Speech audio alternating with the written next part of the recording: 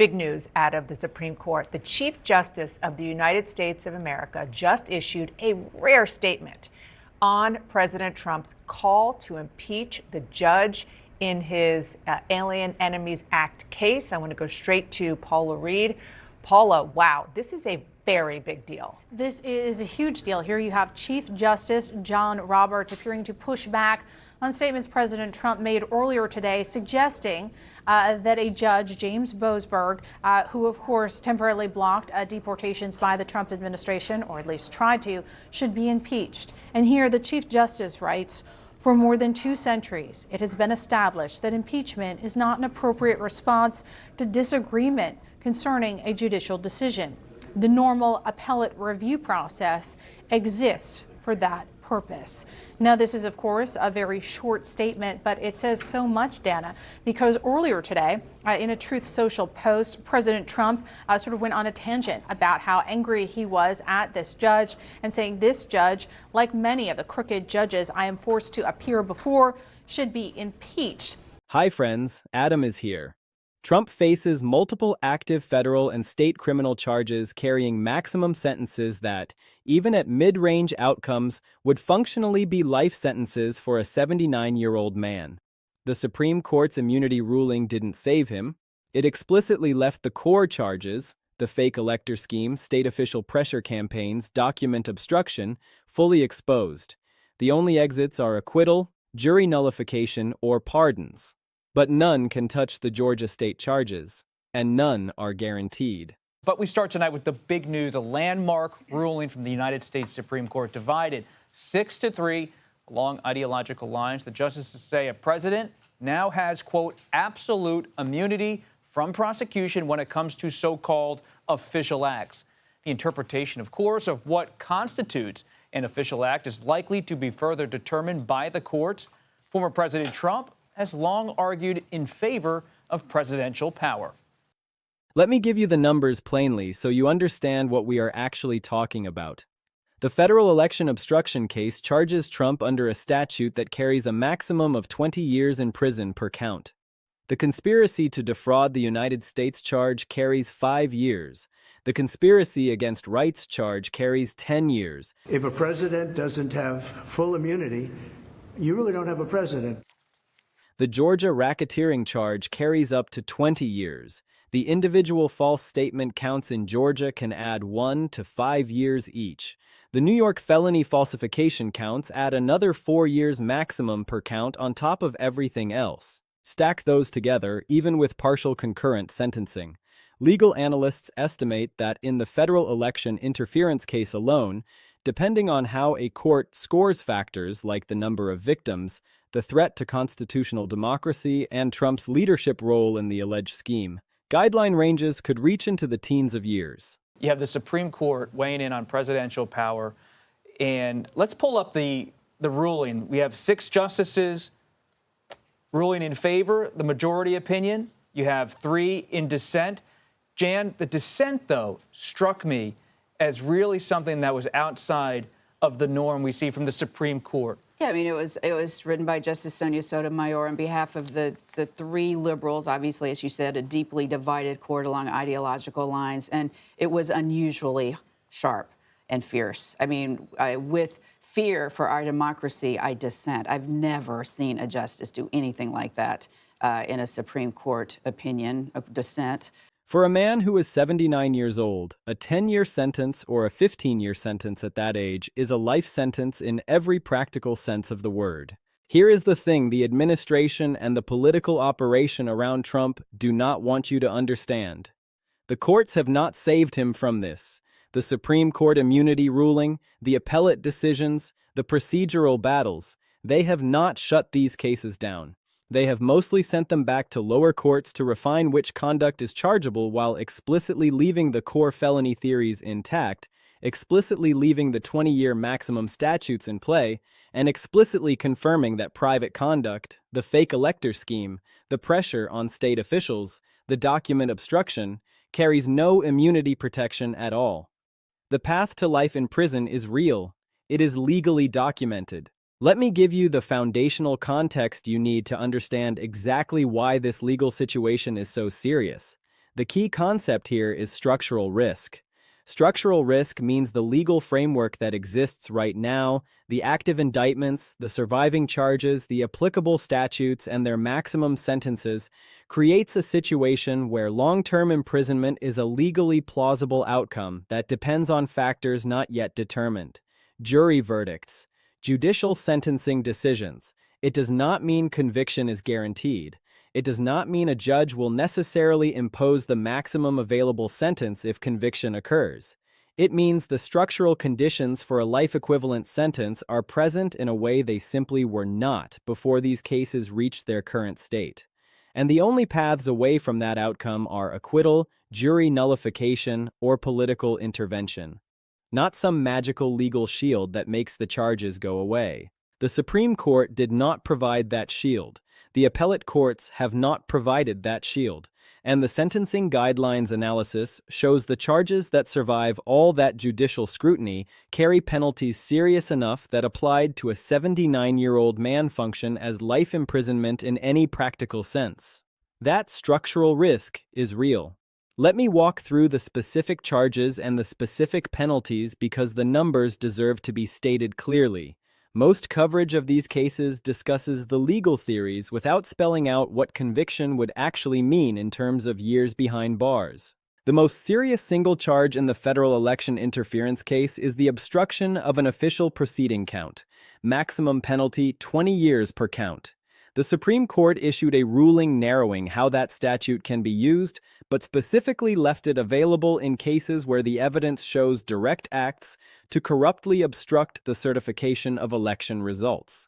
And prosecutors have argued in detailed filings that the indictment meets that test. So that charge, the 20-year maximum charge, is alive. It survived Supreme Court review. It is currently being litigated in lower courts.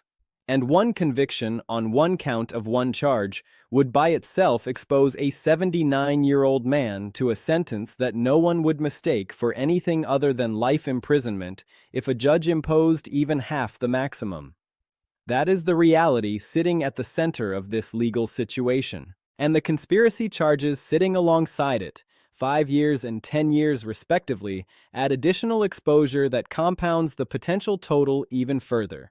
Let me give you the federal sentencing guidelines analysis because this is the piece that most clearly translates the abstract legal situation into concrete numbers. Federal sentencing in criminal cases is governed by the United States Sentencing Guidelines, a framework judges use to calculate recommended ranges based on the specific offense, the defendant's role, and various aggravating and mitigating factors. The guidelines are not mandatory. Judges have discretion to depart from them. But they are the starting point for sentencing analysis, and they carry significant weight in how federal sentences are ultimately determined. Legal analysts examining the federal election interference case estimated that depending on how a sentencing court scores the relevant factors, Trump could face guideline ranges reaching into the teens of years in that case alone. The factors that drive those ranges upward are significant. The number of victims, which in a case about obstructing the certification of a presidential election, could be characterized as affecting the entire voting population of the country. The threat to constitutional democracy, which courts have treated as a significant aggravating factor in election-related cases. Trump's leadership role in the alleged scheme, which under the guidelines adds substantial points to the offense-level calculation. None of those factors are speculative. They are the documented allegations in the indictment, the conduct prosecutors have charged, and they are the factors any sentencing court would have to evaluate if conviction occurs. Now let me add the Georgia dimension because the racketeering case in Fulton County operates under Georgia's RICO statute and adds a layer of exposure entirely separate from the federal cases, not subject to federal pardon authority, carrying its own significant maximum sentences. The Georgia RICO charge carries a maximum of 20 years. The individual false statement counts, of which there are multiple, can each add 1 to 5 years. And the way Georgia sentencing works, The potential for consecutive rather than concurrent sentences on multiple counts means the Georgia exposure alone could add a substantial number of years to whatever sentence emerges from the federal proceedings. The crucial additional point about Georgia is these sentences cannot be pardoned away by Trump himself or by any future federal administration, because pardons for state crimes are the exclusive authority of state governors.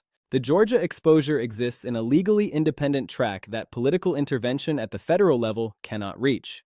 Now let me talk about the immunity framework and why the specific conduct at the heart of the most serious charges falls squarely outside the protection the Supreme Court created.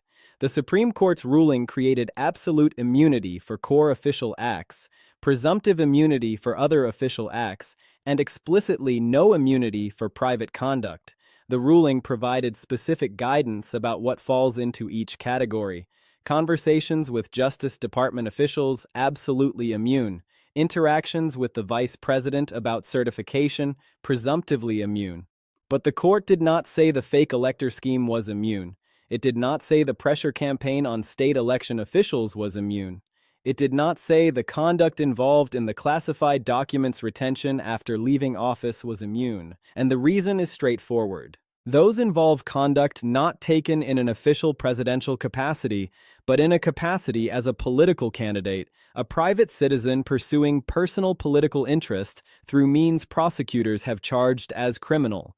The fake elector scheme was organized through private lawyers and political operatives, not through official White House processes. The pressure on state officials, including the call asking to find votes, was the conduct of a candidate seeking to reverse an election result, not the conduct of a president performing constitutional duties. The classified documents retention happened after leaving office, after there was any presidential capacity to which immunity could attach. All that conduct, the conduct that forms the core of the most serious charges, sits in the private conduct category with no immunity protection, fully exposed to prosecution, with the 20-year maximums and the stacking conspiracy charges intact and available. Here is where the sentencing guidelines analysis becomes most powerful. It shows how the interaction between the surviving charges, the applicable maximums, and Trump's age creates the functional life sentence scenario. Legal analysis looking at the federal obstruction count alone estimates guideline ranges reaching into the teens of years depending on how sentencing factors are scored.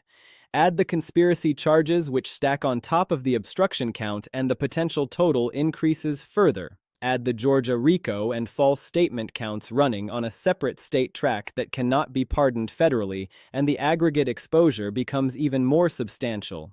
Now, no one is predicting Trump would receive the maximum on every count, with every sentence running consecutively.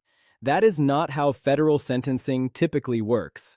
In practice, judges generally impose sentences that reflect the total picture of the offense conduct and are proportionate to the gravity of the crime, rather than mechanically applying every available maximum.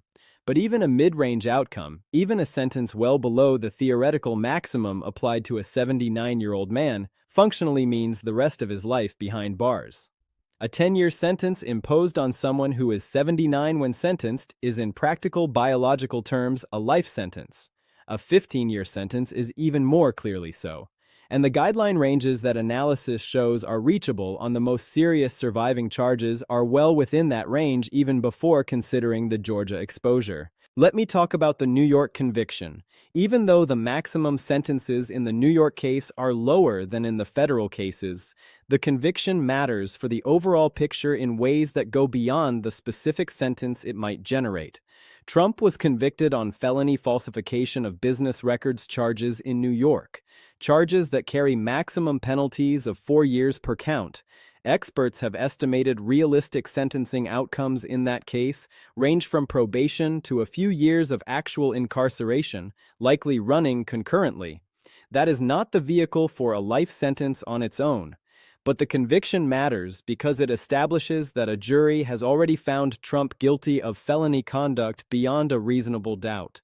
That established fact becomes part of the background against which any future sentencing in other cases is conducted. Judges sentencing defendants who have prior felony convictions factor those convictions into their assessment of the defendant's overall conduct and their calculation of what sentence is appropriate.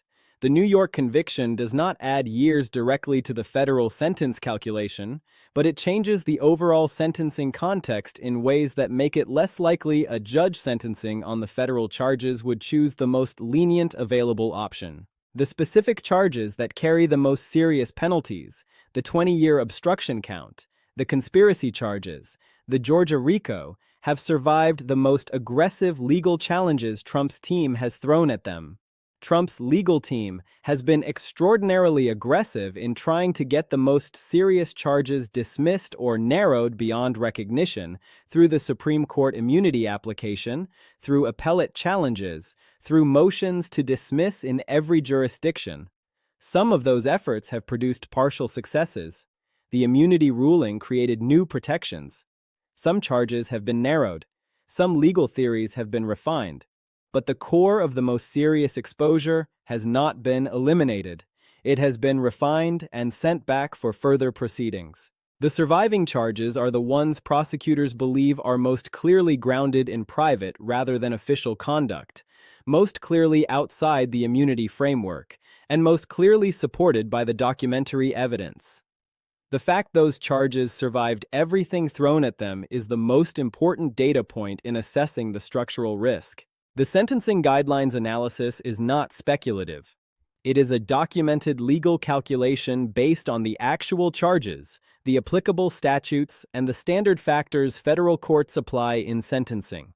And the numbers it produces are serious enough that even mid-range outcomes function as life imprisonment for a 79-year-old defendant.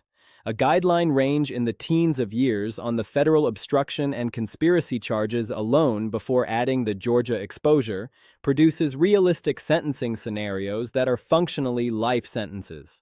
A mid-range sentence of 12 years or even 10 for a 79-year-old man means the rest of his life behind bars in any practical sense. That is not the maximum. That is not even near the theoretical ceiling. That is a mid-range outcome consistent with how federal courts have sentenced defendants convicted of serious obstruction and conspiracy offenses in comparable cases.